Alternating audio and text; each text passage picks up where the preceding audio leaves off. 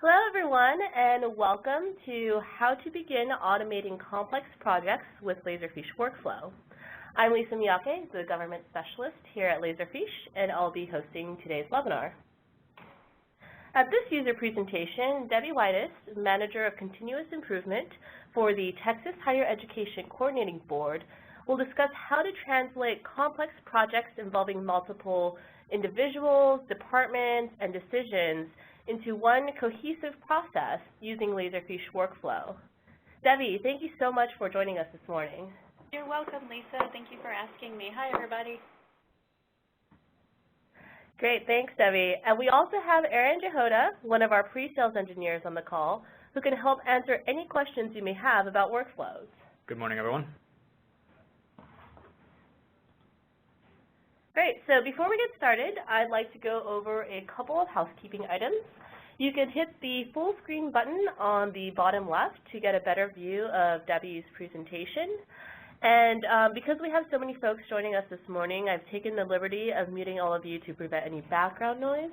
So if you have any questions for our presenters throughout the webinar, please feel free to type them in the chat box on the right, and please type them in the chat box to all panelists so we could go ahead and field your questions for the Q&A session at the end. Also, if you have any technical difficulties, also type them in the chat, and we'll try to help you as much as possible. And then at the end of the session, like I said, we'll address all inquiries for Debbie or Erin after her presentation. So now that we've gotten all the housekeeping items out of the way, I would like to hand over the presentation to Debbie. Debbie, please tell us a bit about your organization and your current Laserfiche implementation. Okay. Well, as Lisa said, I'm with the Texas Higher Education Coordinating Board. I'm with when I started the Laserfiche implementation, I was with the Loan Program Operations. And to give you some perspective on loan programs, we are the dispersing arm of the state financial aid funds, the loan funds being more specific. We have two different types of loans that we do. We do service our own portfolios, and on average, we will run through about 1.5 million documents annually. And at the coordinating board, we have I believe there's 276 employees. There's 4 different divisions, and then within those divisions, there's several different departments. So we have a lot going on under one roof. Support operations is where I was prior to my current position. And what we did is we managed really the electric document management system for LPO. We did all the intake of the application documents, supporting documentation for all of our borrowers. We also have within the umbrella of loan program operations, but separate really, is our loan repayment program and also the student loan collection arm of the Texas Attorney General's office. We did all of the, in LPO, we did all of the design for our repository as well as our workflows. The support operations does serve as custodian for our asset documents, which are our signed loan documents. And then we also oversee the departmental records management piece as well. There's 7 functional areas within LPO. Again, LPO is a division of another department or area within LPO. And within that, we have an account services area, a loan originations area, a payment process area, an asset investigation area. We have monitoring reporting, the administrative support services, and then we have a customer service area. And again, the collection arm of the Attorney General's office. LPO actually interacts with different departments. The cash office, where payments come in, that's a whole separate division from LPO. And again, the Attorney General's office is actually an agency outside of this agency. So there's a lot going on between just this one department in several different places. Prior to our Laserfiche implementation, we were on a legacy system that, during its time, it was a good system. It's just that as technology became more sophisticated and our business needs changed, we needed to change to a system that was more robust and could handle the workflows that we needed and the number of workflows that we needed to get documents in and out where they needed to be, and also be able to track those documents. LPO is a very performance-based department, so the other thing we had to look at was our ability to track performance both on a departmental level and an individual level.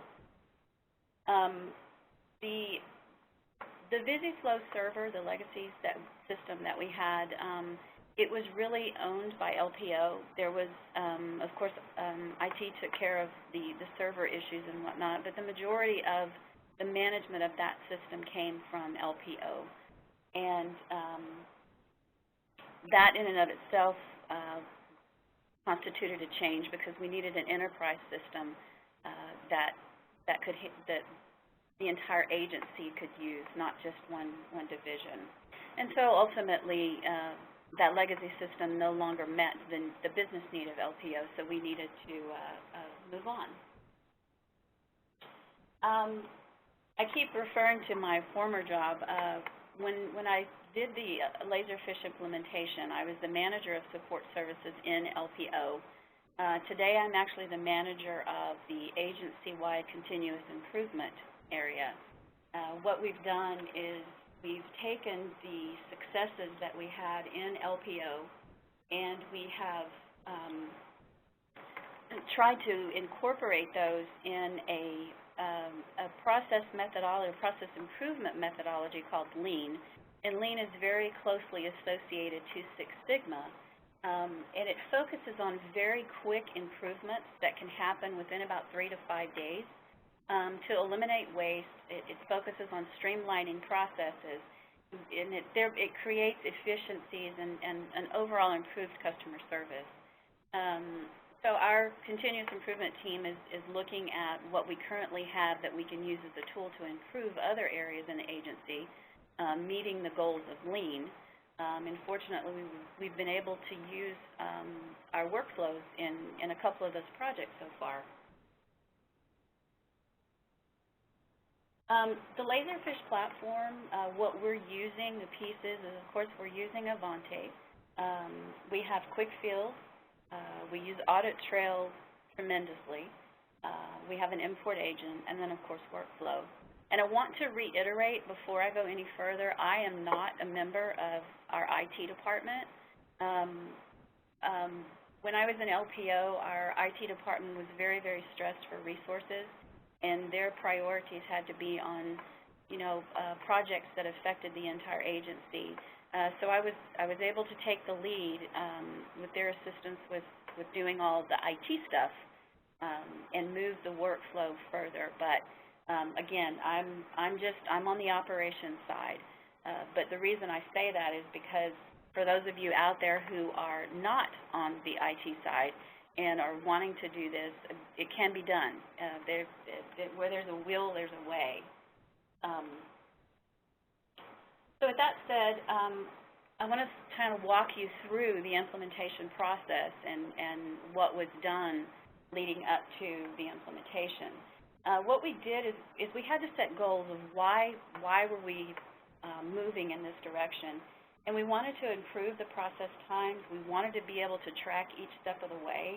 And overall, we wanted to improve our customer service because we have a lot of external customers. We have a lot of internal customers. And our customers stem all the way from a borrower to perhaps a legislator. So we just want to make sure that we're providing the best service as possible.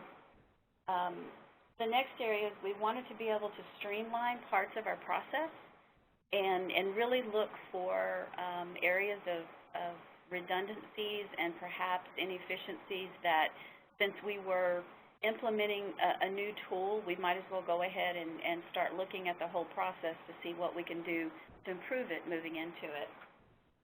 And the next thing again I can say is don't be afraid, just jump in there. So I had a couple of rules of thumb before we started this process. I'm very, very big on process maps, simply because if you don't have a map, you really don't know where you're going.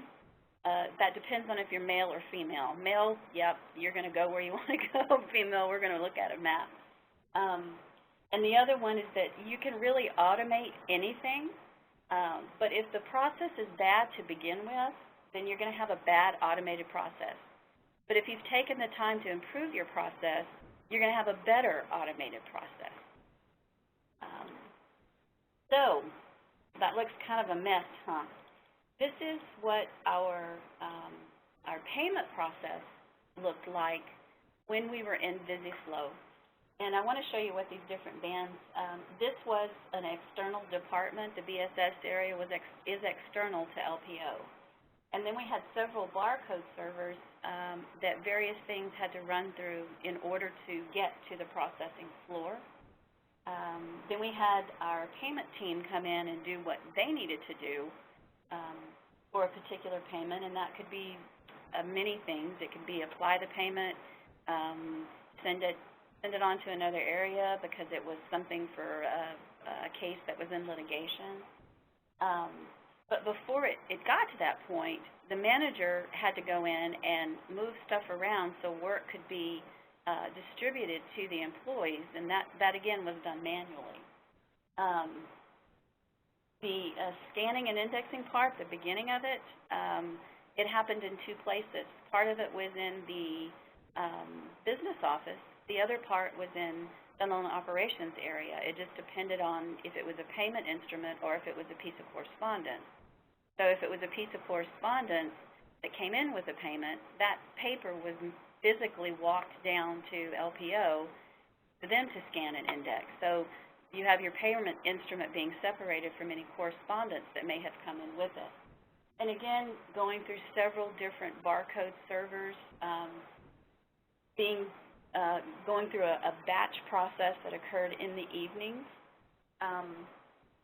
And then there was also involvement from the admin tech team lead of her having to manually move things from one area to the other so it could be worked as it needed to be. So as you can see, there's a whole lot going on there.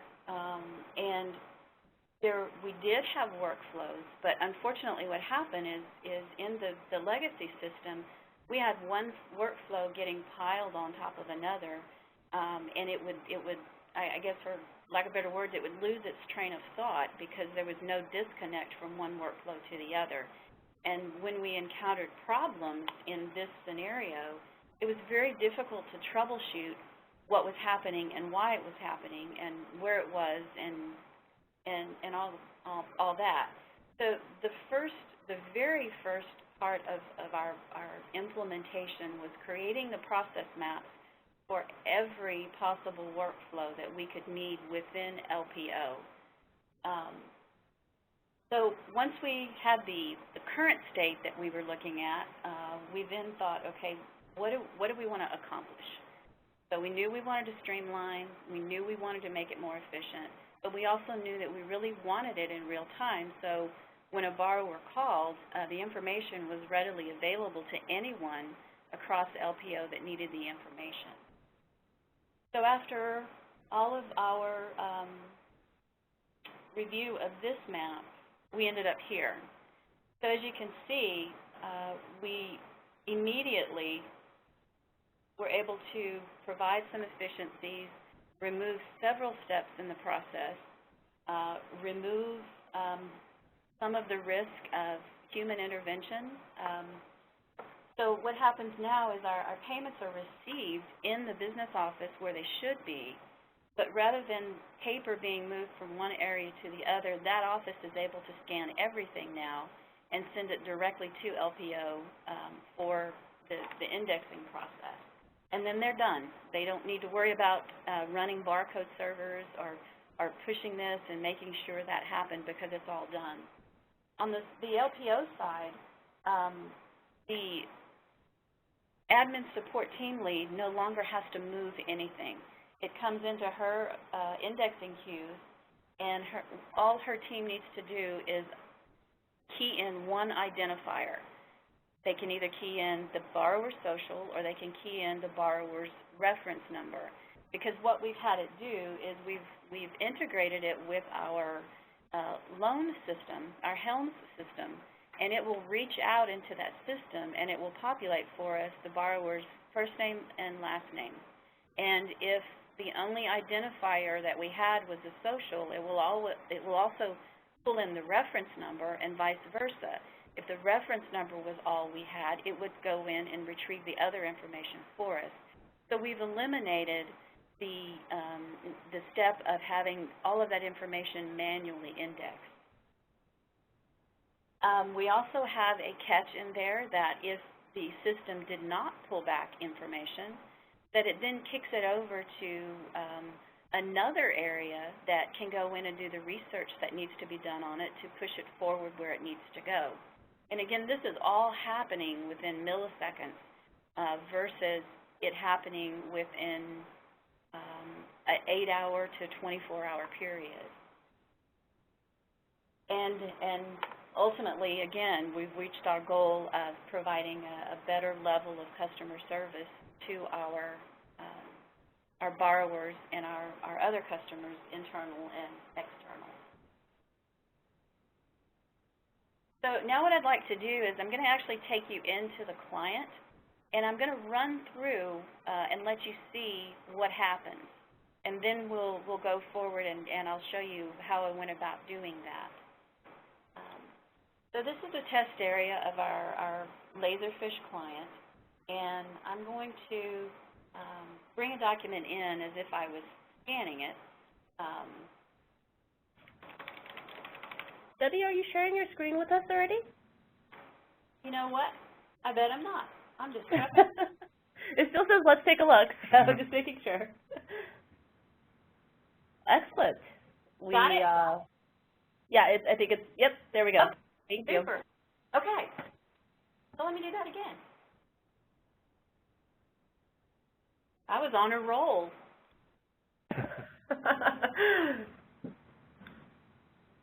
And one thing I want to point out is there's several triggers in here.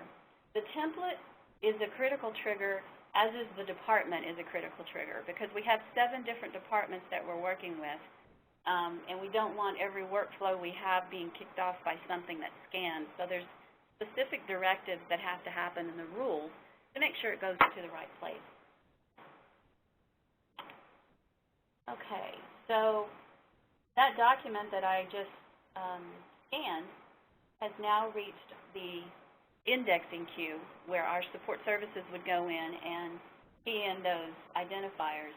And if you can see, the payment template, the original template I had was scanning, and now it's automatically applied a payment indexing template. And I'll enter the date and say it's a payment.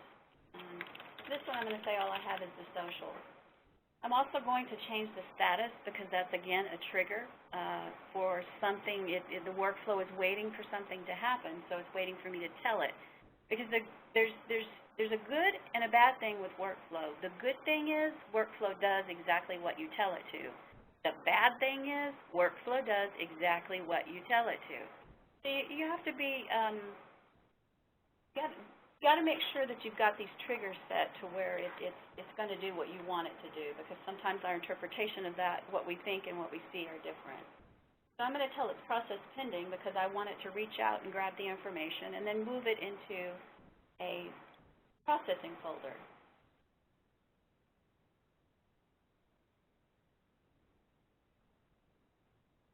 Sorry about that.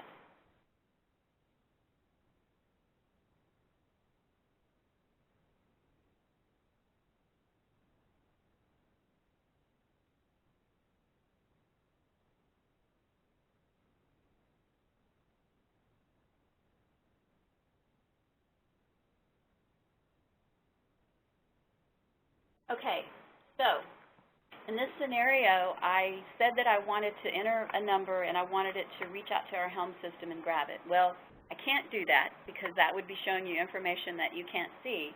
So on the fallback, what it does is it asks a question. Did you find data or did you not find data?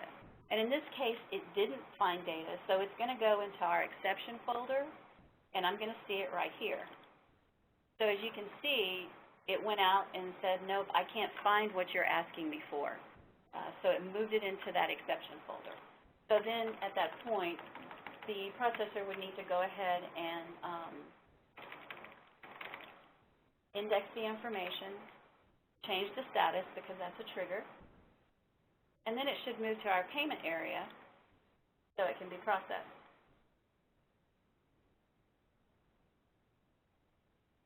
And there it is. So now our payment department gets this. They go through and they make their notes. Most of the time they're going to populate the date and time it was posted, and then they are going to populate their username, and that's again for auditing purposes and research purposes. They'll give it a payment processing action because that's one of the fields that a manager might want to search on. And then what they would do is they would make a decision. Is it completed? Can it go on to the archive? Does it need to be forwarded to another area? And you can see that the ability for it to forward to any of the areas within LPO or the Attorney General's office are there. So depending on what they select here, that invokes another workflow to take over. For this, I'm going to say that this is not my document. It's incorrect. I got it and I shouldn't have it.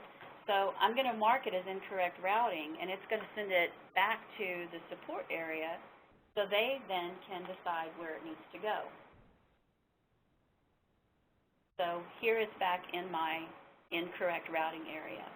And from here what they would do is, because again our departments are triggers and our processing statuses are triggers, they would go through and identify which department it needed to go to. They would add any processing notes that they needed to, and then they would send it on. So what I've showed you here is how within seconds this document has come in as a piece of paper, and yet it's moved through the agency, crossing departmental lines into one processing area, and then it's been kicked back to another processing area, and all the while it just keeps moving versus how we were before, because in our other environment this would have taken, could have taken up to 24 hours to happen simply because of the batching process that it had to go in through to the evening. So now what I'd like to do is take you actually behind the scenes into a glimpse of what the designer would look like when you've gone through the process of mapping everything out. You've looked for your opportunities to streamline and get rid of the junk, get rid of the noise that you needed to. So now you want to take that into the designer. So what I have is the very first thing I tell Workflow to do is go get the document for me. And if you remember, I started it in a specific scan folder. And in a little bit, I'll go back into the designer and show you the rules and how I have the rules set up, because everything has the same starting point. So then I ask it to go ahead and assign the appropriate indexing template based on the department that was selected.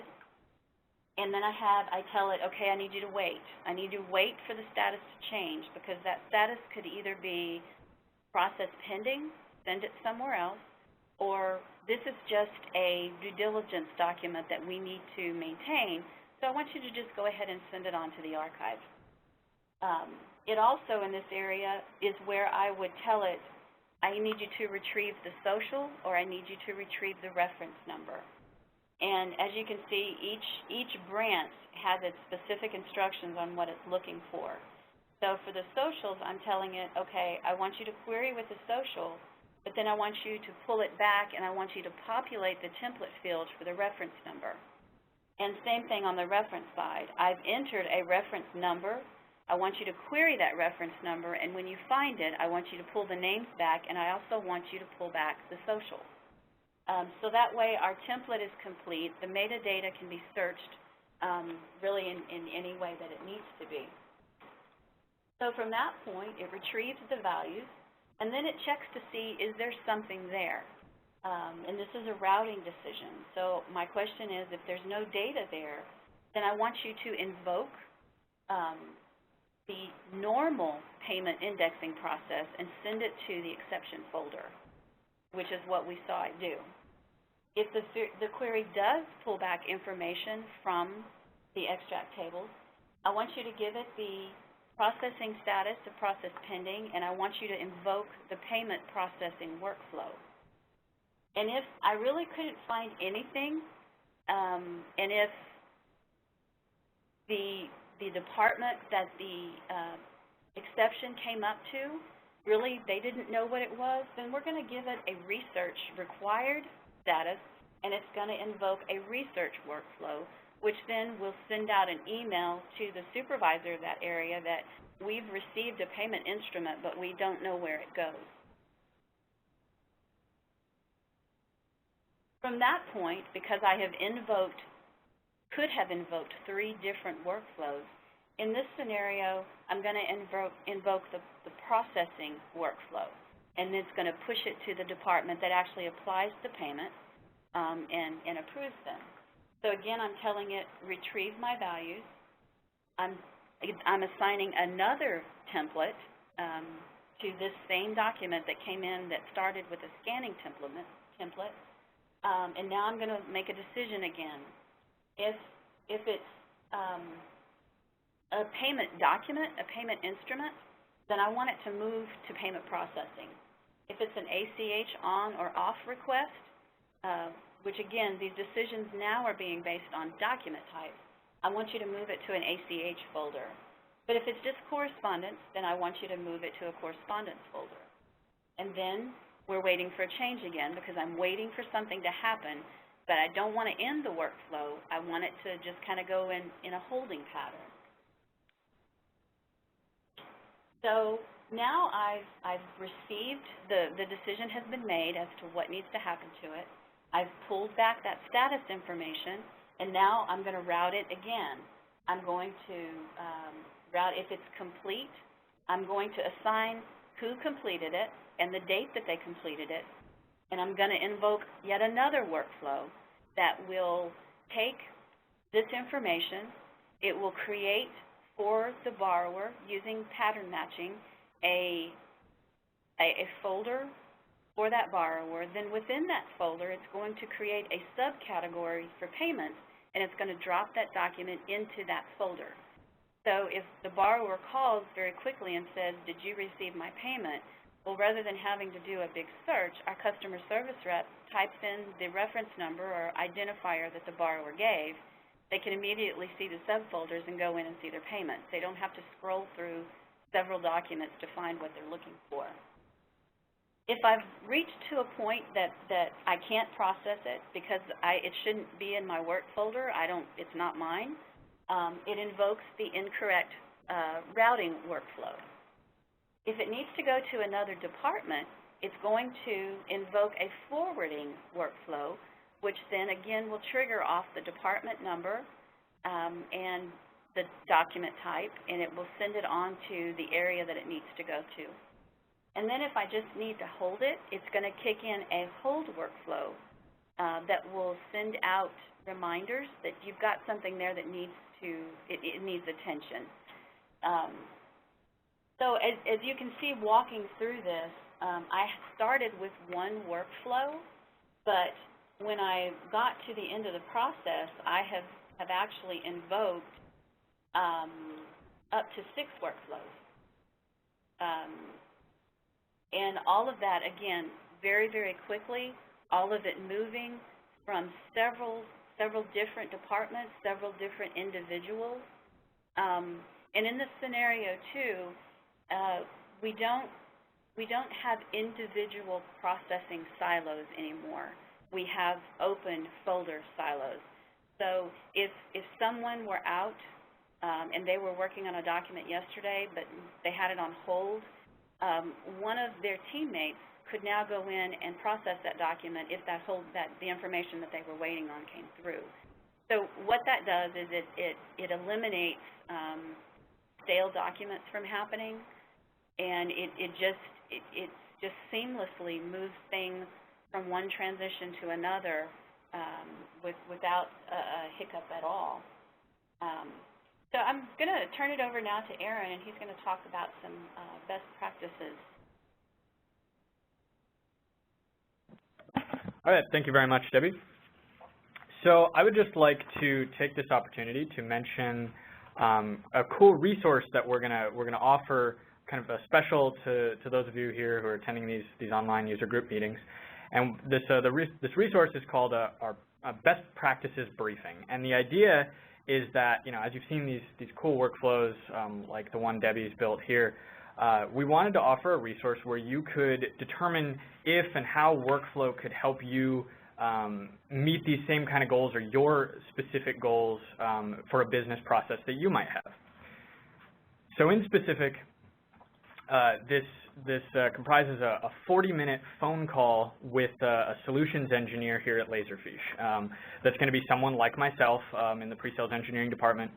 And during the call, you're going to have the opportunity to bring to us a specific or single business process that you have, and all of the detail that comes along with that, like what are you doing with your documents, where are they being routed, what users are handling the documents, what different departments may be handling the documents, et cetera. And we're going to be able to listen to this business process of yours, and then discuss with you whether or not workflow, can be leveraged to improve this process. Now, right about now, you should be having a survey pop up for you, and you're going to have 3 choices on the survey, and that will be if you're interested in the best practices briefing and want to sign up right now, you can choose the first option, which is yes, please give me a call to sign me up for a briefing. The second option is that you'd like to learn more before committing to sign up, so you'd like to receive a call to learn a little bit more about the process before you commit. And lastly, if you're not interested at this time, you can mark that on the survey as well. And with that, I'm going to turn it back over to Debbie for the rest of her presentation. Okay, thanks, Aaron. So when we look back to the initial goals of our implementation project, and just to give you some perspective, the workflow that I showcased for you is one of 31 workflows within LPO. So we don't have just a couple, we have a lot. And they all work very seamlessly together, and they've allowed us to satisfy our goals because we've minimized the waste that we saw when we did our first processing map. We've created some major efficiencies which have allowed the director in our LPO area to really kind of reallocate some of her resources to some more critical areas. And then we've removed as much of that human error risk as we possibly could by integrating our workflow in with our loan processing system to pull that information back, because that helps create some consistency across how your repository is created. And in dealing with an ECN system, it really does allow you to create that across your agency. For us, it does, because it creates the continuity that we need.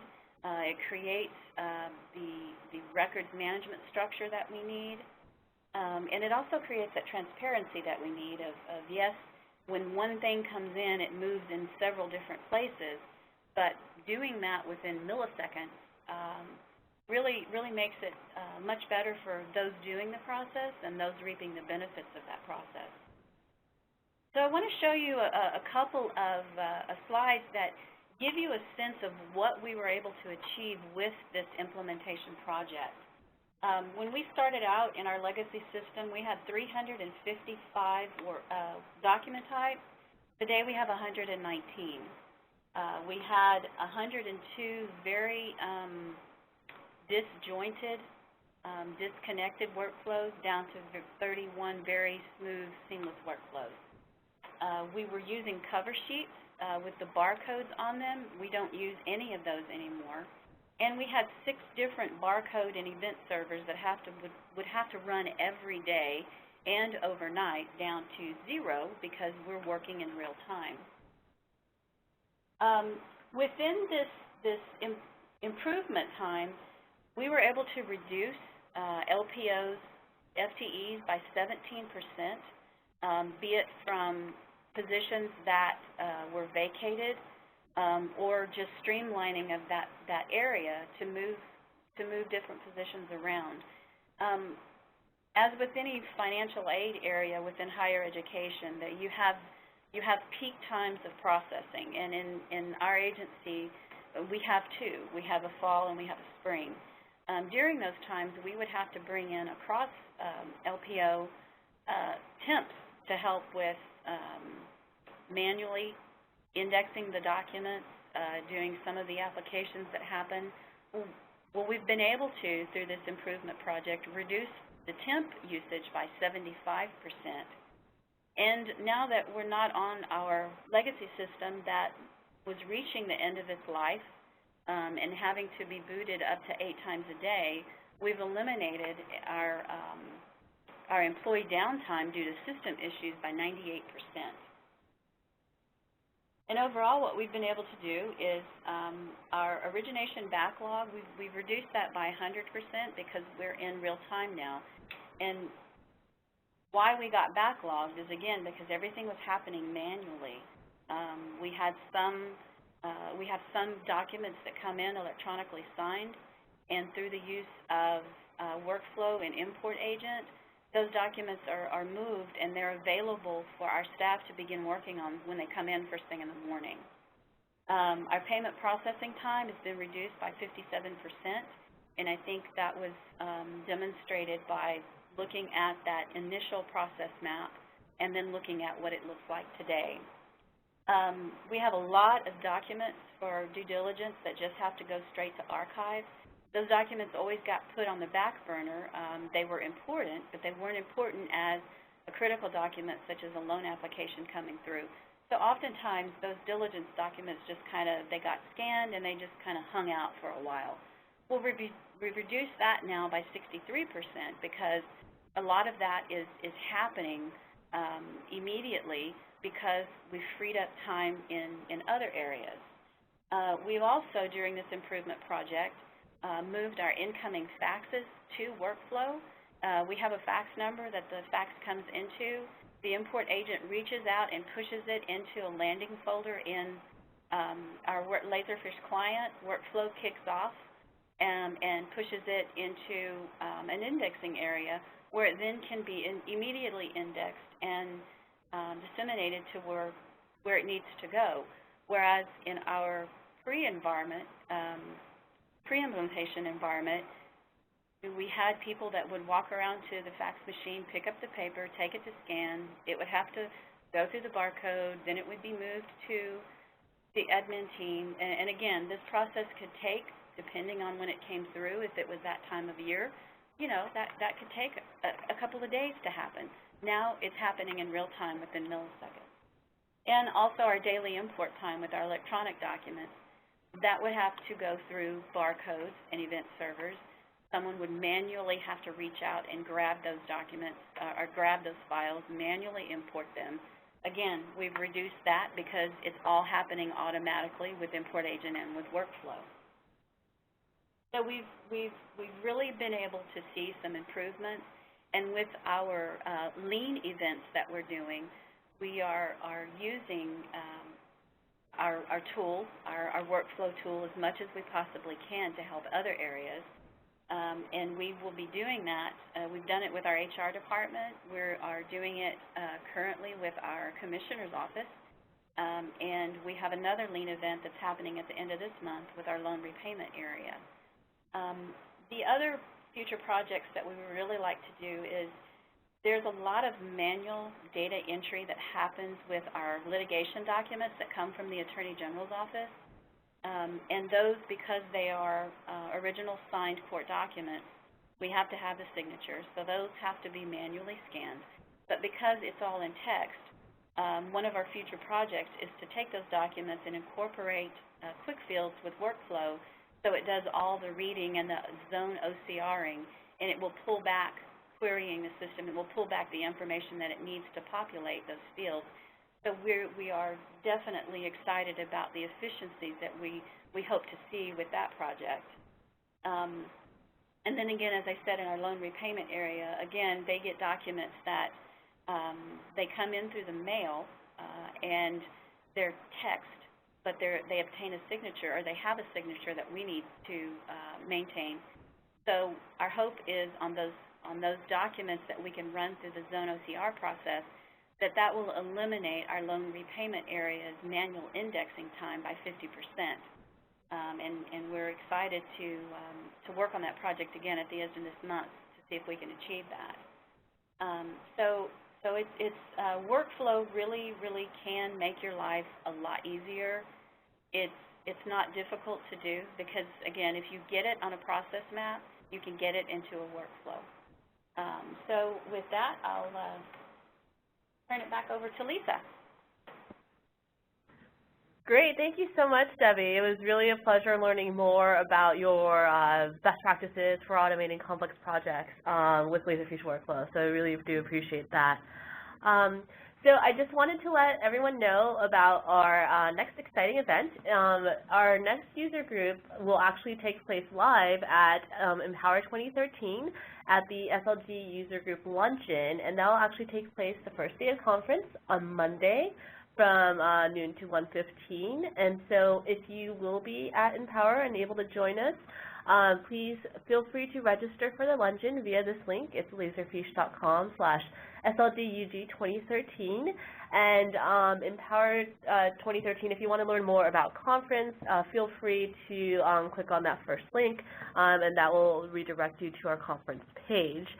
Also, some exciting news. We'll have actually several of our past presenters and also Debbie joining us for this luncheon. So it's a great networking opportunity to meet a lot of your peers who are in the government sector working with Laserfiche, and also to meet some of our presenters in person as well. And if you're not able to make it out to Empower, don't worry. We'll actually have more online user presentations lined up for 2013. So keep an eye out for that as well. And now I'm going to hand things over to Aaron. Thank you very much, Lisa. I'd just like to take this opportunity here at the end to reiterate the availability of our best practices briefing. Again, if you've, if your mind has been sparked during this presentation at all, you have a business process in your head, that you're wondering, can workflow help me with this? Can I get the power of workflow to really leverage this business process and get it running?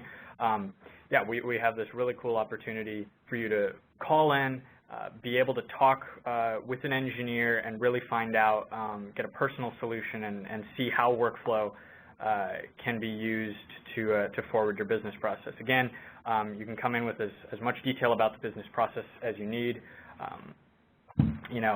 Everything we want to hear about everything about the business process. How you're envisioning it running.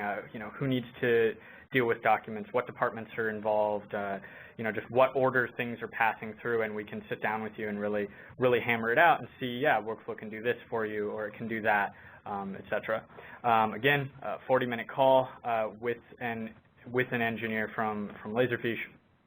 Now, a second poll should be popping up just in case there's anybody who needs to, who maybe didn't answer the first time, or maybe is reconsidering, after they've seen some more of Debbie's presentation. If you answered the poll the first time, if you were answered an affirmative, yes, I want to get a call the first time, you don't need to, you can just ignore this second pop-up window or close it.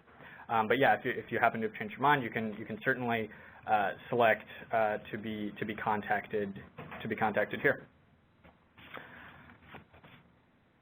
Great, and now we will move on to the Q&A portion of our presentation. We already have a good number of questions rolling in, so we'll go ahead and start answering those. Just a couple of, housekeeping questions that have come in. Sorry, SLG stands for state and local government, so sorry if that was not clear. And then also, I am definitely recording this webinar, so we'll be sending this as a follow-up to everyone who attended today to be able to view this later, to share with their colleagues, etc. And then Aaron's going to kind of help field some of the more technical questions that have come in, either addressing them himself or to send them over to Debbie. Yeah, there's one question that came in earlier, Debbie, that I thought you might be able, or that is actually specifically for you, but Christina asked, who configured all these workflows for you? Thank you, Christina. I did. It took, I worked on all of these workflows for about a year and a half, but I did all of the design of them myself. Awesome. Thank you very much, Debbie. You're welcome.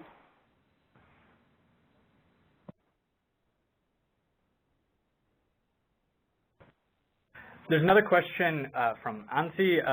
He asked about what about approvals and delegation? We saw that Debbie had some approval processes in here.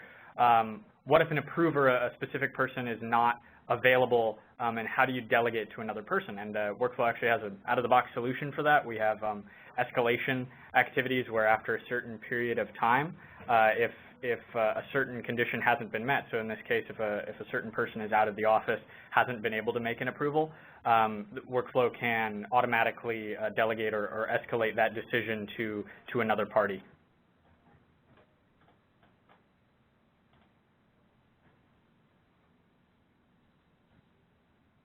All right, so just one moment here while I scan down through some of these questions.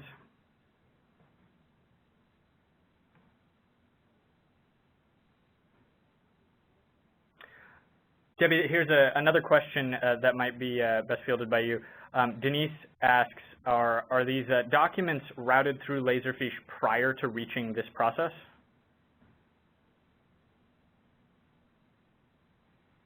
Are they, can you read it one more time for me? Yeah, sure. They asked, are the documents you're working with here routed through Laserfiche prior to reaching this process? No, the electronic documents are coming from our Helm system. Okay. The e-sign process, it pulls through in the batch processing at night from that system. I see. Creates PDF. It then converts the PDF to a TIFF and creates a file that the import agent then reaches out and pulls in, and it's pulled into a specific folder within Laserfiche that has all of the metadata pre-populated, and then it triggers the workflow. Excellent. Thank you. Another question, Debbie, kind of based on or similar to that is Esther asks, how was the code for the pull from the Helm system created? Was it a custom code from your VAR? No, it was not. I did that as well. I'm going to bring my desktop up again and show the designer and how I did that actually. Over in the tools section of the designer, you have the enterprise integration, and what I did was I actually had it query the data, and in doing that, it will go out and you can see it connects to our extract for the specific fields that I'm asking it to look at. So this is just a tool that's part of the designer that allowed me to have the workflow agent connect to that database, and then I chose the specific table that I was looking for that had the information I wanted and had it query against those, and then it would pull back that query data and populate the fields. But no, I did it. Yeah, awesome, Debbie. That's exactly it. That our ability to, or Workflow's ability to query outside databases is one of the really awesome functionalities of Workflow, and that's a out-of-the-box functionality, that Workflow offers.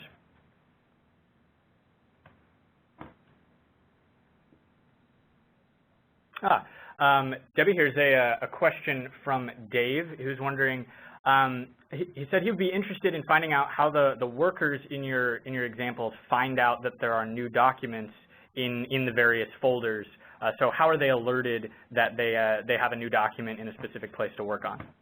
Well, in the business rules for LPO, there are, again, let me bring my desktop up, and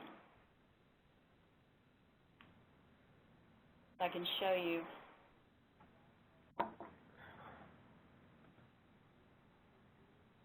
You'll notice here, what's this, so it's more.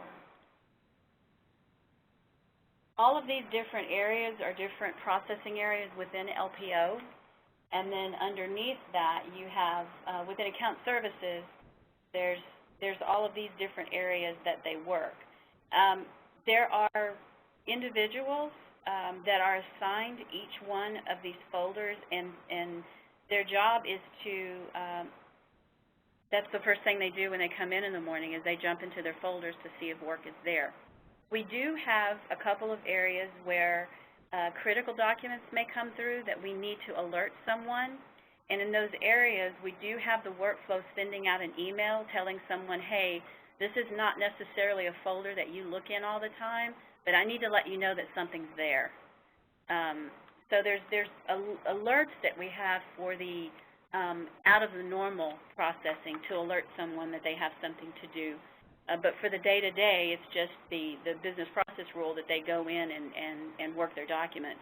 And then their supervisors actually run reports to make sure that things are getting worked like they need to be. Does that answer the question, I hope? Yeah, no, that's excellent, right. So as part of your current business process, most end users are checking the folders, they're in those folders, so they see what's there on a daily basis. But certainly, if we needed to alert users to special, in Debbie's case, in her business process, to a special circumstance document, or if you were talking about another business process where you just wanted to alert users about any document coming into a folder, Workflow is very easily able to send out emails with custom information in those emails to be able to alert users to new documents or to specific contents. Yeah, go ahead. I'm sorry, and if you recall, when I was showing you the workflow in the payments area, there was a research area. That research area is not something that the supervisor goes into often, because most of the time we know where a payment needs to be applied. However, in that case, if the status is changed to research required, it does immediately send out an email to that supervisor letting him know you've got something in there, because those are time-sensitive documents.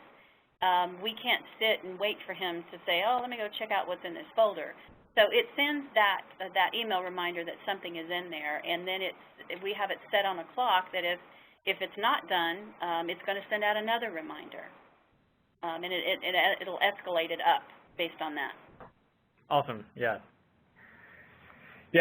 Thanks. And that leads into another question from Dave. Actually, is there a way for a manager to be able to see or to be alerted to how many documents are sitting in each location in the workflow process? And that kind of goes along with what we were talking about just a second ago, where we can definitely utilize workflow to send reporting information in, for example, in an email.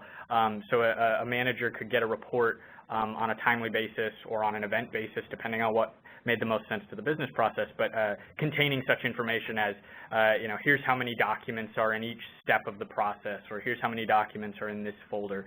And it'd be very easy for Workflow to be able to send an email or notification in that sense to a manager with that information. And just to speak to that a little bit more, Aaron, because LPO is such a performance-based area, there are specific quotas that have to be met every day by the processors. And the managers use reporting within Laserfiche to determine what the work level in each folder is. There are other documents that we have that are very, very time sensitive. So they keep track of that as well. So they can tell what's in a folder, how long it's been there. So just wanted to reiterate that. No, yeah, thank you. That's excellent. Yeah, definitely. Debbie, there's a general question here for you from Denise, who's asking, how is the performance for your end users when they're retrieving data? Performance-wise, it's much better than it used to be, because they're able to really customize the searches that they want, and they're able to search on many different fields to pull back information, immediately. When we first started, we did make some upgrades to our servers, because our servers don't reside here; they reside in a data center. So improvements were made to that, and the end user is very, very happy with being able to see that information immediately. And because we have triggers based on statuses, the end user also can see at any time where a document is. If it's in processing, if it's in indexing, if it's gone to research, if it's gone to data entry. So they really have, they have a lot of information at their fingertips that's available immediately to them. Excellent. Yeah, thank you. There's a question Marianne asks here. Is there this is kind of a step back, a question about the briefing, the best practices briefing. She asks, is there a charge for the briefing? And no, there is not. Yeah, that is offered to you free of charge. A question going back to you, Debbie. Esther asks, what version of workflow are you showing here? 8.3. Okay, awesome.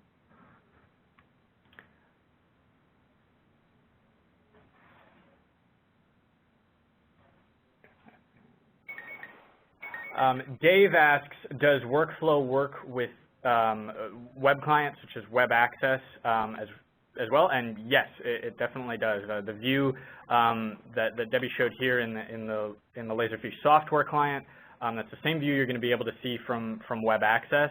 And let's say anything that you're doing, in workflow, the routing or anything that workflow is performing, that is going to immediately be viewable from web access, just as it is from the Laserfiche software client.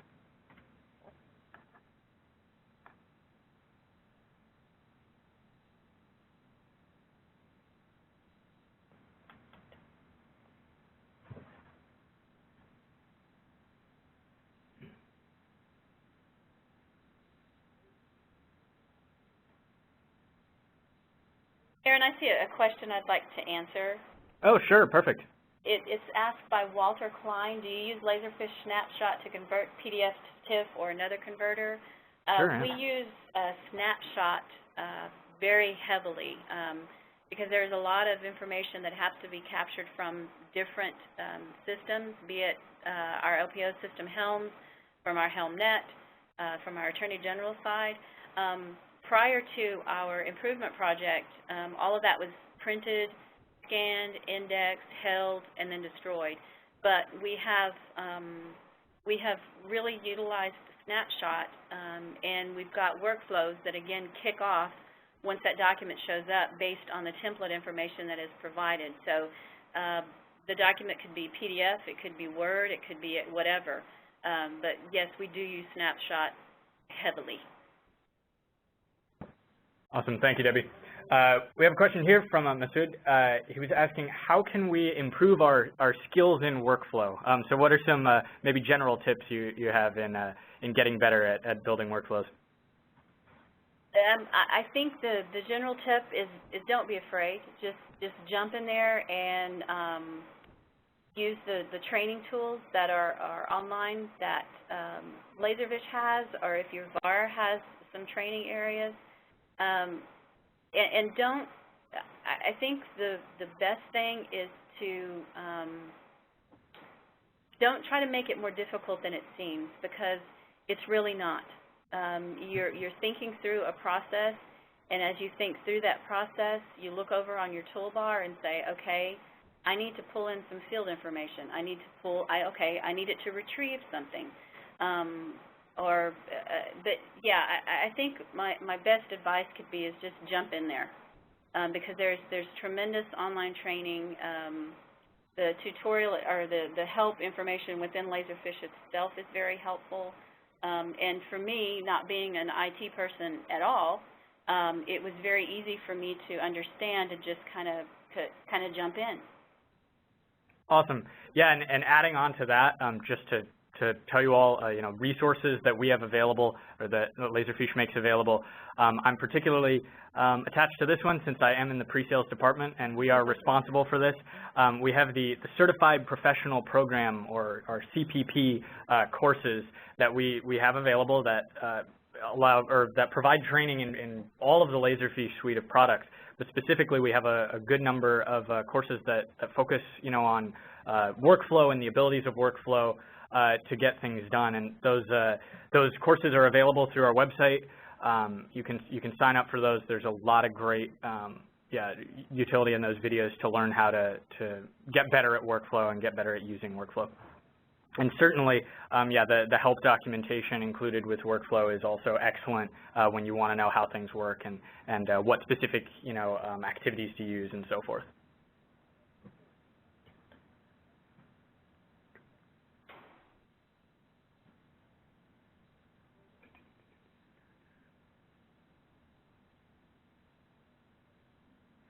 Debbie, actually, I realize that we are past the allotted hour for the webinar. Do you mind sticking around a few more minutes for questions? Is that okay? No, I'm fine.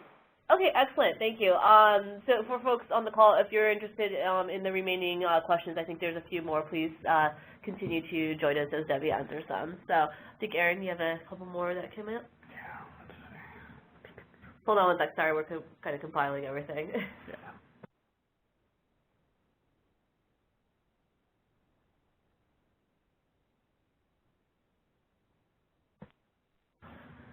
A question came in.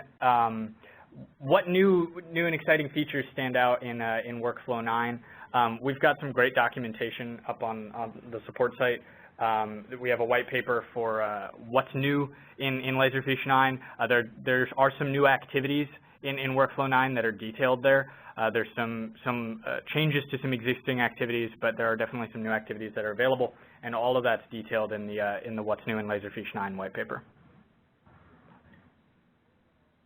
Oh yeah, and this is an excellent question for you, Debbie. Carol asks, can you give a general idea of how long a workflow might take to complete from analysis to designing to completion? I mean, obviously that's going to depend on the business process, but what might you offer there? Totally, it's going to depend on the business process. I mean, just the payment process itself. I don't even want to think about how long that one took me.